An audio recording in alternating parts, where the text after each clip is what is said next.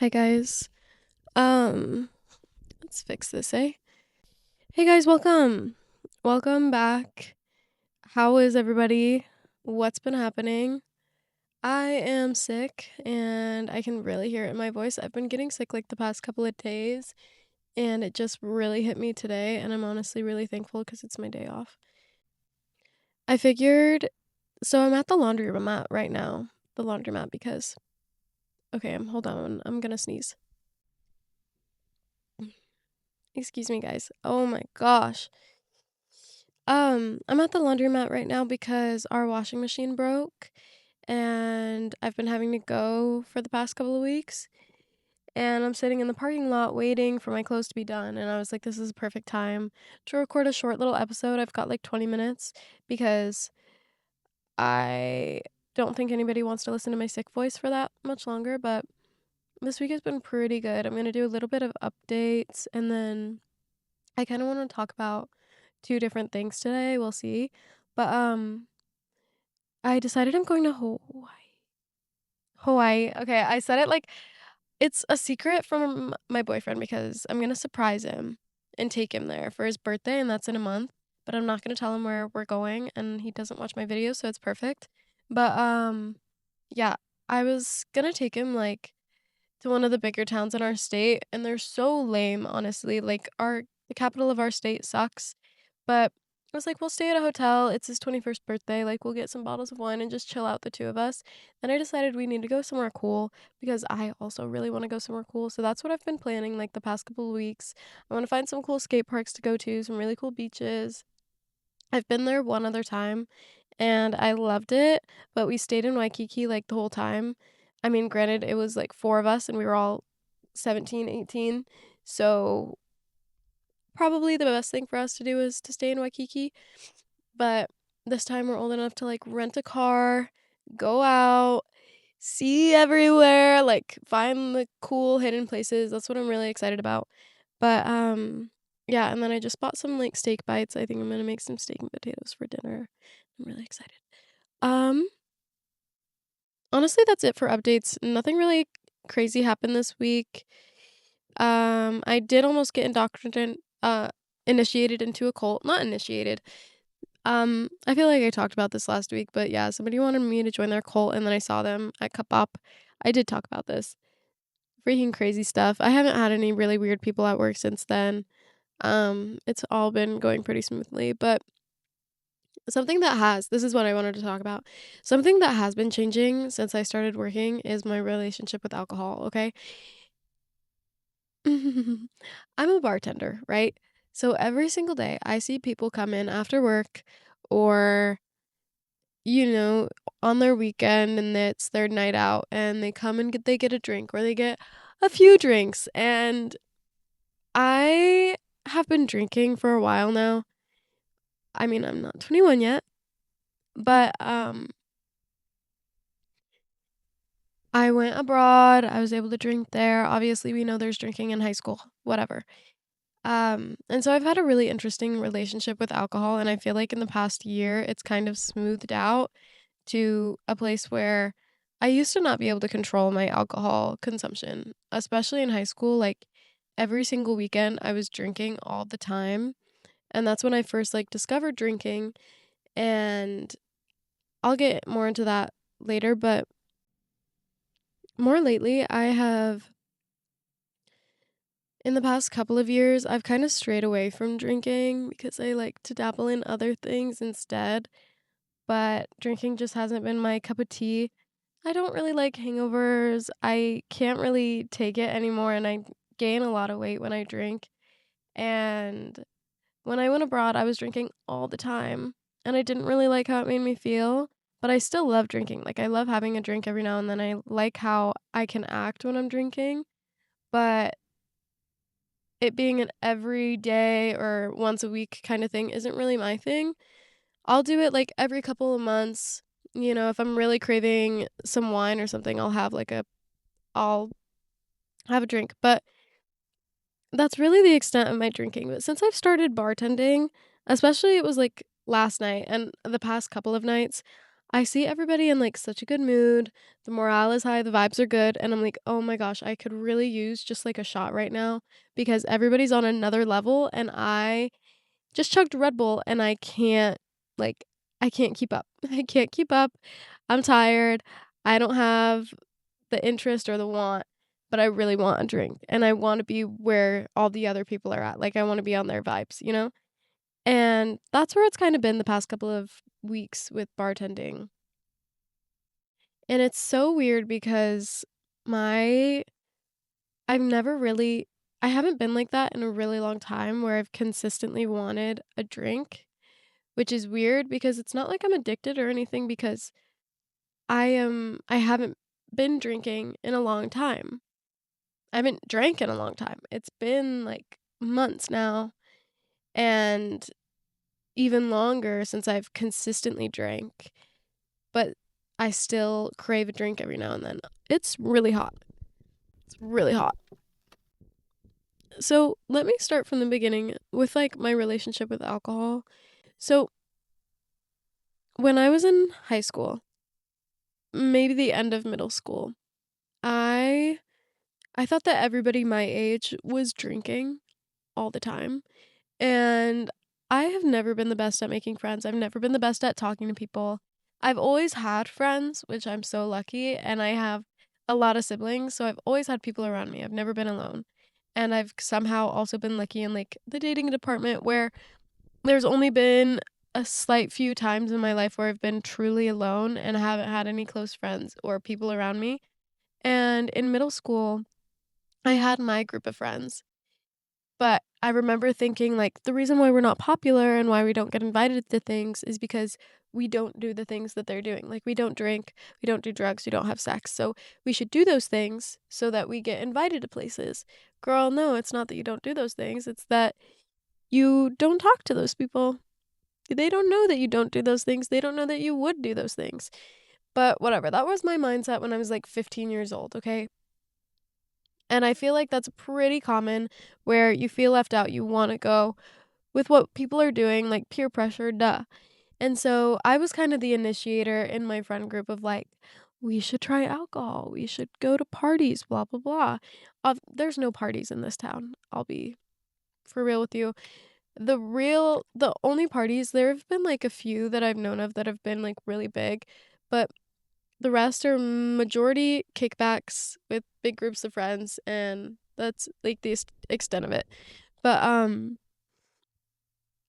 I remember we started dabbling in drinking, and the cool thing about it at that time was just being drunk. But in my early days of drinking, I whenever it comes to a new substance, I can't take it, like, I freak out, I have panic attacks, and I have a really big fear of throw up, like, an insane fear. Now it's not that bad, but it used to be really, really bad, especially back then. So pretty much every time I drank, it would be me and my 4 friends, and we'd get drunk off, like, Tito's mixed with a whole bunch of cranberry juice and blah, blah, blah. And we probably didn't even drink that much, maybe, like, a couple zips, and then we're like, "Oh, we're drunk." But then I'd always end up having, like, a panic attack because I thought I was gonna throw up because usually that's what happens when you drink. And then I got really, really good about never drinking too much to the point where I would throw up because I was too afraid of that happening, and so I rarely throw up when I drink. But, so that was the beginning. Then, I got in trouble for it. Me and all my friends got in trouble for it. Rightfully so because we were 8th grade freshmen, and it wasn't until my sophomore year that I started really drinking again. And by this point, I had a completely different group of friends. And not a completely different group, but you go from middle school to high school, obviously your friends are gonna change, and I was also changing sceneries, not just in schools, but in, like, my sports teams and everything, and I still had my really close friends, but on the weekends, when it came to who we were hanging out with, it was usually a large group of people that I wasn't really close to, that I didn't really know, and something with me is that when it comes to people that I don't really know, I don't talk. I don't speak, especially in group settings, I don't speak. And it's so sad because when I'm at, like, my family dinner table or when I'm with my really close friends, I'm the one who's saying, like, absurd things. I'm usually the entertainment. I'm usually really, like, saying the things that nobody wants to say and, like, bizarre, and I'm just a freak. But when it comes to groups of people that I don't know at all or that I'm kinda close to, but not on a I have to be tight with you like this. If I'm not tight with you like this, I'm silent. You won't hear a peep out of me. You won't hear a controversial thought out of me or a real opinion. I just go with what everybody else says. That doesn't make for a lot of close relationships. And until I get one on one with somebody, I'm not able to make like a close relationship. And what really helped with that was drinking. And so on the weekends, I would always be the most drunk person. And it was really interesting because our season, so this was like my sports team majority of these people. It wasn't until midway through the season that we began drinking and partying together. And before that, I didn't have any friends on the team besides my one good friend that I knew that I joined the team with. And that was it. And she was good friends with all of them. That's how I started partying with them. But halfway through the season, when we started drinking, that's when I became really close to a lot of the people because I was able to talk to them because they were able to see a side of me that they'd never seen before that wasn't boring or shy or quiet. And that's what I loved about drinking. And even if I didn't want to drink necessarily, I didn't really feel that feeling because I always wanted to drink because I always wanted to talk and be lively. And that was my only chance to actually do those things. It gives you the power to do whatever and say whatever you want. I have to go check on my laundry. I'll be back. Okay, I'm changing the angle of this a little bit because that was a little. I didn't like just the steering wheel being all that you guys saw. Anyways, back to what I was saying. That was what majority of my drinking was my like sophomore year of high school, and this was kind of like my second phase of drinking. And this wasn't just drinking to have fun. This wasn't drinking to just be drunk. It was drinking to cover up who I was. It was drinking to become somebody else. It was drinking because I didn't like my sober self. I didn't like myself as a sober person. And when I was a drinker, I was fun. And I could entertain these people and I could get close to these people. Because before that, I didn't have relationships with these people. I didn't have relationships until they saw me drunk. I remember like the first time we hung out with them when I had a drink in my hand, from that night on, we had like some sort of a relationship because I was able to open up to them. And that's why drinking can be really helpful because it is hard to open up to people. It is hard to start conversations sometimes. But then when you start relying on it solely to keep those friendships and to be any sort of a person that you like, that's a problem. That's a problem. And that's when it started to become a problem. And so when I was in high school, during this time, I was a hardcore athlete, okay? But and student. Like I had really high grades. I was at practice every single day. Come Friday night, I would have a drink in my hand by 6, 7 p.m. And I was usually blacking out until like 2 or 3 o'clock in the morning. And then we'd drink on Saturday sometimes. And, that's not unusual. Like, you go out, you drink on the weekends, okay? Then I started to drink during the day because not only was I antisocial at practice, I was also antisocial at school. I had no friends at school and I wasn't able to talk to people. And I was a theater arts like person, and so I had pretty social classes. Like those have been my favorite classes throughout my entire academic career because those are the classes that people are able to speak their mind, be how they want to be, and they create really tight friendships. And I remember sitting in those classes and everybody around me is talking at the beginning of class and I have no idea what to say. And then we have to go in front of people and perform in front of them. And all of these people are performing in front of their friends and I'm just the outsider who can't say a word. And so I thought, okay, if I can drink to build relationships with my teammates, why can't I drink to go to school, and then I'll be more fun at school. And that's when I started to take shots at lunch.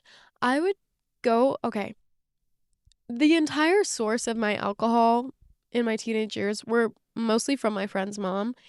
Not that she was giving it to us, but we were stealing it. She kept a usual bottle of vodka in her fridge. And what I'd do is on my lunch break, she lived within walking distance of the school. So I'd drive there, like 2-minute drive down the road. And I would be usually the only one there. Maybe my friend would come eat lunch with me because it was her house, but we basically lived at her house. She'd come with me to lunch, and then she'd go to class, and then I'd have a release period. And so I would sit there and take shots, like 3 to 4 shots, go to class, usually late, show up to class, and then let the alcohol hit me. And then I was able to be social, and then I was able to talk to people. And at first it was really fun because all of a sudden I have this amazing magical potion that all I have to do is like drink it, which it sucks to drink, but all I have to do is drink it, and then all of a sudden the person that I've always wanted to be. I'm funny, I have things to say, I'm the most social person in the room, I'm bouncing around the walls, I'm energetic, I'm happy. And it was great for a little bit until I became really depressed. And I tie it honestly solely to the alcohol. Not saying that alcohol makes you not that it makes you depressed, like not that that's its purpose, but in my experience and in a lot of people's experiences, when you're using it in a way that's toxic like that, when you're using it in a way to cover up feelings or to deal with things that you don't want to have to deal with, or when you're using it to become a different person, that's gonna hurt you worse. Just like with any other drug or activity. If you are like, you can use sex in that way, you can use weed in that way, you can use food in that way. If you're using it to the point where it isn't healthy, like you're overusing it to compensate for something else that you don't want to deal with, that's going to be a detriment to your health. And so it ended up being, it did, it ended up being really, really detrimental to my health. To the point where by the end of that year, I wasn't talking to my family. I wasn't talking to anybody. I hated everyone until I had a drink in my hand. I hated the entire world unless they were my drinking friends. My week was miserable. I was disassociating all the time. Nothing felt real. And then I would have my couple hours of happiness on Friday night when I got to drink. And it was kind of this cycle that just repeated itself over and over and over and over again.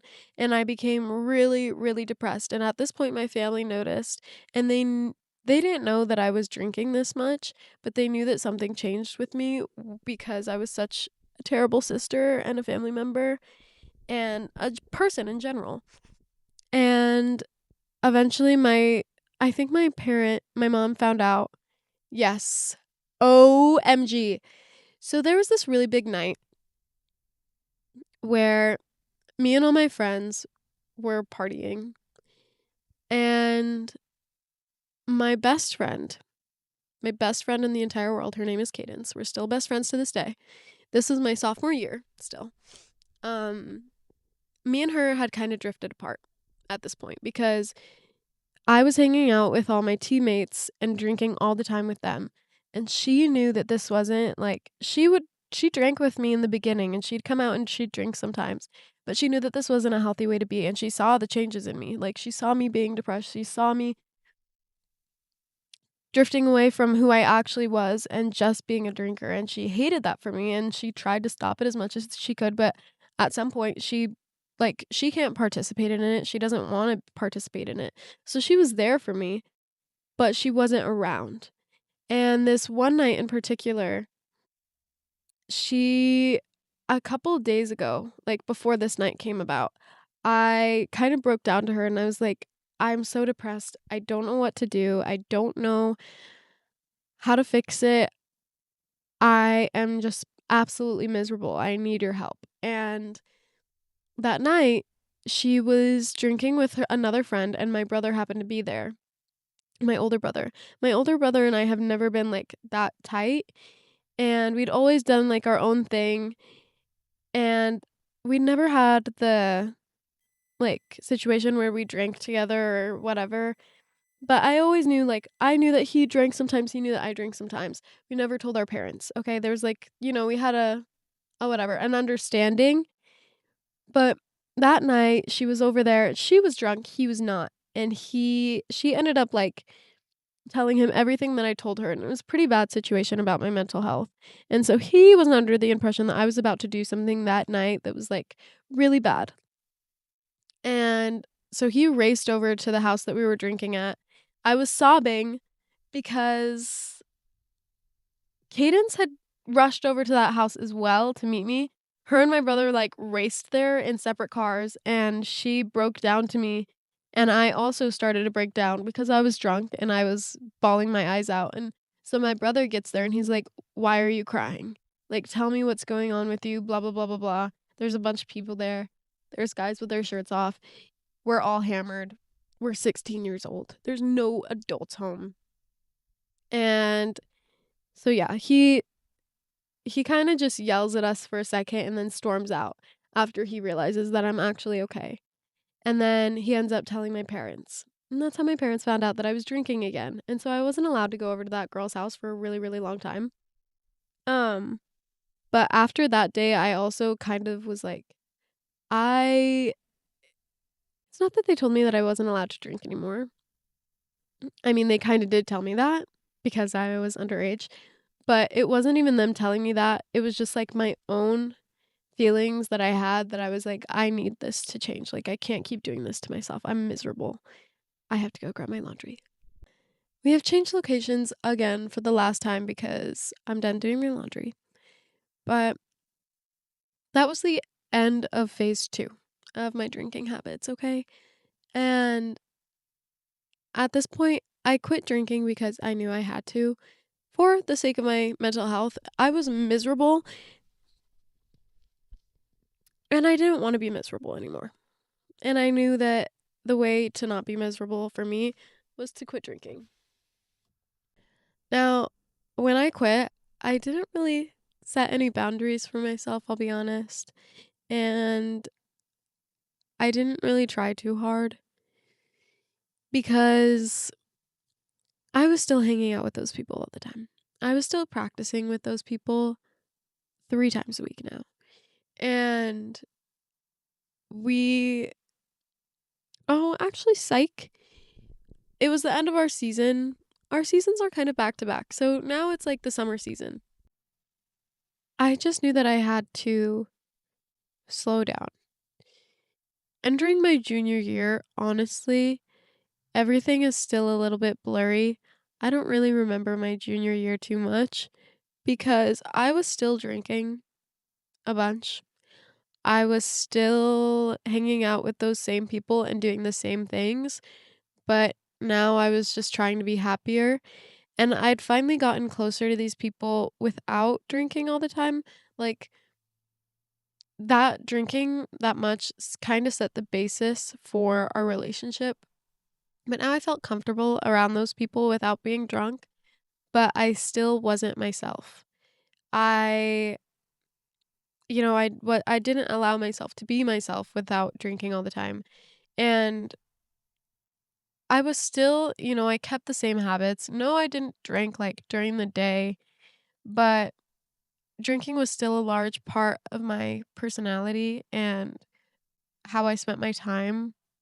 But now I just try to keep in mind, like, don't be a terrible person. Don't make this your entire life. And try and just keep it under control. That's what my junior year was still drinking, but keeping it under control. And was I the happiest?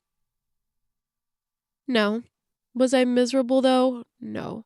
I finally got out of like that miserable place in my life and I was doing better.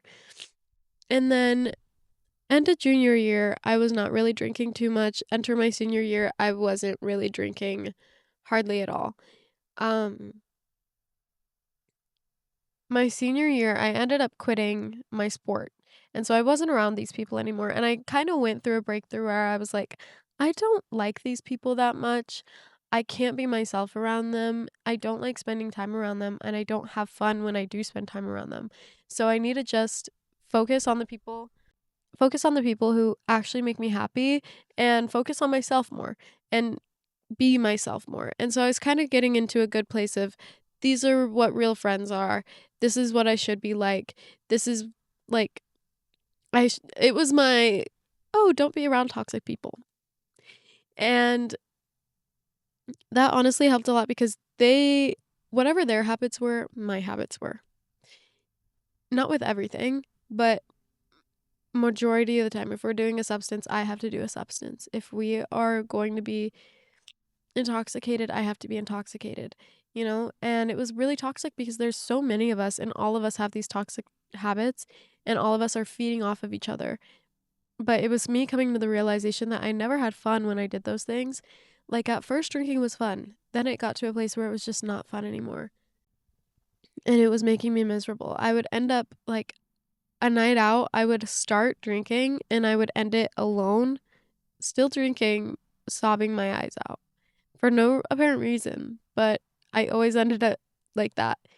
And so I kind of took a step away from the entire scene and I kind of just started spending more time by myself.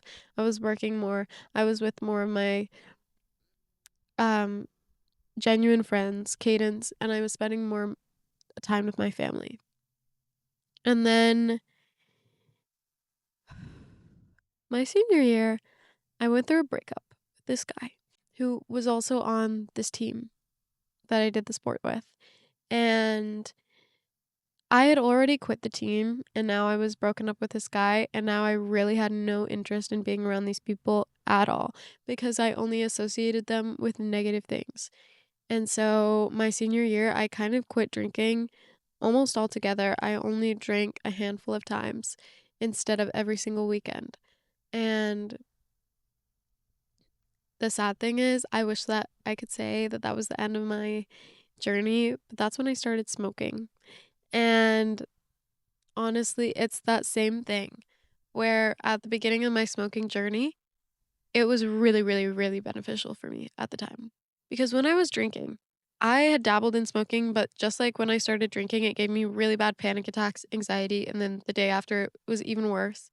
And so I kind of just stayed away from that altogether because I don't want to throw up. I don't like having panic attacks, and I just want to have a positive experience. And the panic attacks I felt when I was smoking were just terrible, but it wasn't until my senior year when I quit drinking that I had a positive experience, and then that became my thing, and I became really, really reliant on smoking. Keep in mind, I was going through a breakup, and that was kind of like the extent of my pain, but I was now alone all the time, and this was a 2.5, 3 year long relationship that this was one of those big relationships that you're like your first love that they completely destroy you, okay? And it was a really bad situation where it completely shattered my perspective of the world, perspective of people, and I was just going through it. And smoking helped me really get through that, but it also made me like think of things in different ways and open my mind to whatever, okay? And it was also, for the majority of the part, comforting. Because one thing that I could do with smoking that was awesome was when I focused on it, I had all of my thoughts were on this guy and what he did to me and what happened 24/7.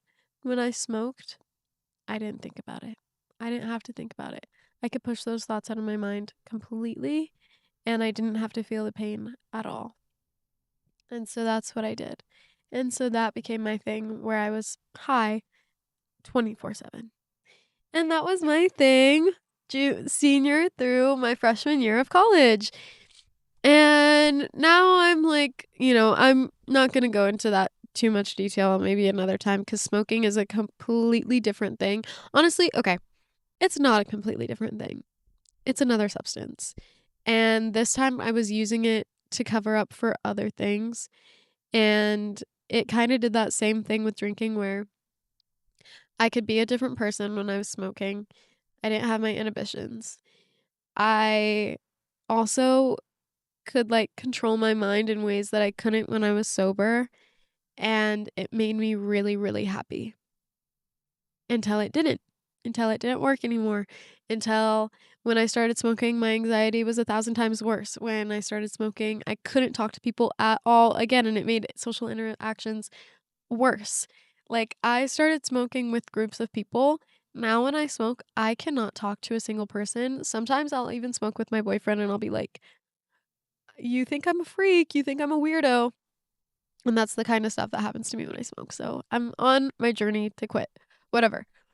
Um, but it was that same thing where I was using it to cover up something. I was using it to feel better about stuff that I couldn't do when I was sober. And I kept doing it for so long that it just lost that ability and became something that it became something toxic instead. And so for couple years, I had to figure that out. The only difference with drinking is that it didn't make me feel sick, you know? Um, so I think about these moments. I think about these times where I struggled with addiction the most. And it's always the darkest times of my life. And when I think about drinking, I didn't start drinking because I was going through a really hard time. I started drinking because I liked how it made me feel and I liked how it made me act. And it made me, in the end, have a hard time. But when I think about other times that I've started drinking or used other substances, it's usually because I'm going through something. And I'm going through a hard time in my life. And there's only been a handful of times where I've used the substance to not cope and just for fun. And now I'm kind of in a time in my life where I don't have to cope for anything. You know, I'm not miserable in any way. I'm just kind of here. And I don't, that's why I don't really feel the need to drink or the need to smoke all the time because I'm content. Not to say that everybody drinks or smokes or uses drugs to cope, but a lot of the times that's the case. And if you can do those things just for funsies and you can do them all the time without feeling miserable, I envy you so much because I wish I could use them just for fun. But most of the time, I'm using them to feel better about something or they're making me feel worse about things that I didn't even feel bad about. This year has kind of been the exception of that, though, for the first time in my life where I've gone away and I've drank just because I want to have a drink and have fun. And if I go out, I don't need to have a drink to have fun. Or if I go out, I don't need to have a drink to be able to socialize. And that was really awesome. Like, I've been growing my social skills, obviously, as a person my entire life. And looking back, middle school me who couldn't talk to a single soul, I'm a bartender now. Like, talking to people is my job. And obviously, I still struggle with it often. Like, I do. That's just who I am. I have social anxiety, whatever. But I don't have to use a drink to enable me to talk to people. But now I'm sitting at work and I'm watching all these people drink and I want to have a drink because I want to be on their level. And it just makes me think about like I think about it so much and it's such an oversaid saying, but everything is good in moderation, I think. I think that is the way like we got to keep that with literally everything. I'm talking food, sex, drugs, alcohol, working out, everything is good in moderation. And I feel like my thoughts are kind of all scrambled now. But that was my story with alcohol. I have a lot of really interesting stories if you guys want to have some story time soon. But now I'm getting to a place, I'm about to turn 21. I'm about to turn 21, and I've already dabbled so much in alcohol and smoking that now I know what it's about. I know what it does for me, and I kind of have a pretty good relationship with it at this point. But it's so weird to think like people my age are gonna have a drink for the first time. Is that true? But it's especially interesting to see different ways that people cope. And for me, I thought that drinking and drugs could be a way that I cope. It can't be a way that I cope because it's not healthy for me. Some people can go to work after a really hard day and come to the bar and get a couple drinks, and it doesn't mess with them and it doesn't ruin them. For me, that might not be the healthiest option. Maybe I should have a cup of tea instead. Maybe I should do some yoga after work instead. Meditate a little bit. But it's really just interesting to see everybody's different habits with things like that. And obviously, I'm no expert. Like, I don't know what I'm talking about. I just know my experience, and I've seen my friends' experiences with drugs and alcohol and how detrimental it can be to people's characters. But also, like, there are obviously upsides. Like, I would have never, I mean, in the end, those people that I was drinking all the time with, super toxic, and I don't really like them, and I'm not even close with them now. And my friends before that who were like, Kayla, stop drinking, they're still my friends. But those relationships were really important to me in that time, and they helped me grow so much as a person. And I don't know what I would do if I went out into the world alone now and relied on alcohol and drugs like that when I was a teenager, like how I was, like how I did when I was a teenager, because I would be screwed. I would be screwed. I would be like, ooh. But now I kind of have a grip on things. I can go out into the world and like figure it out. But it's nice to be able to be like, oh, I'm turning 21. I'm finally going to have access to all these things. I'm not going to have to sneak them out of my friend's fridge or get them illegally. I'm going to be able to do it by myself. And I feel like if I was in the same boat that I was when I was 16 and like taking shots before during lunch at school and I had access to alcohol, I'd be a train wreck. And coming up on it, like, I like to think about my relationships with substances. And I've always told myself, like, I'm not an addictive person. Like, I don't have problems with addiction because the thing is that after 4 months of doing really, really bad, I've been able to put it down and not pick it up for a couple more months. And when I pick it up the next time, it's not as bad and whatever. But I've had struggles, obviously, and they've kind of ruined my life in times. And obviously, it can get way worse than the extent that I felt things. Not that I mentioned everything that I went through, but I think that was just like a state of denial to say that that I like don't really struggle with addiction when I obviously do. And it's majority because I don't like who I am as a sober person. And I use it as an escape. But I think like once you finally put it down and you're able to sit with yourself in silence and you're able to sit with yourself alone and you're able to sit in places that are scary and are uncomfortable and are intimidating without needing a drink or without doing something, that's like when the real progress begins to actually liking who you are. And I think about all the times, like, especially with social anxiety, that is like my main thing that I deal with. Um, and we could tie in some depression in there. But when I look at how I've grown over the past few years of my life, and how I've gotten better at these things, I never look at the alcohol and the drugs and I'm like, oh yeah, that really did something for me. Girl, no, you. Like, what? No. I'm gonna sneeze again. but it's always when I challenge myself, like when I go places sober and I'm able to make a friend. When I'm like at work now, like I can't rely on nights out with my coworkers to build relationships. Obviously, that does build relationships, like that builds a bond for sure. But I'm not 21 yet. They're all like into their mid 20s and I can't go out with them, obviously. But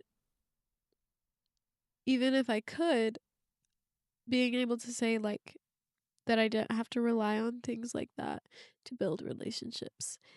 That is what, and not that that's a bad thing at all, but for somebody with social anxiety to be able to say that I did that, I built a relationship without doing that, without having to like get a drink and alter my personality and have some aid to help me open up, that feels like a really awesome accomplishment. And it's things like that where maybe I did a performance or maybe I made a friend in class that I hung out with outside of class.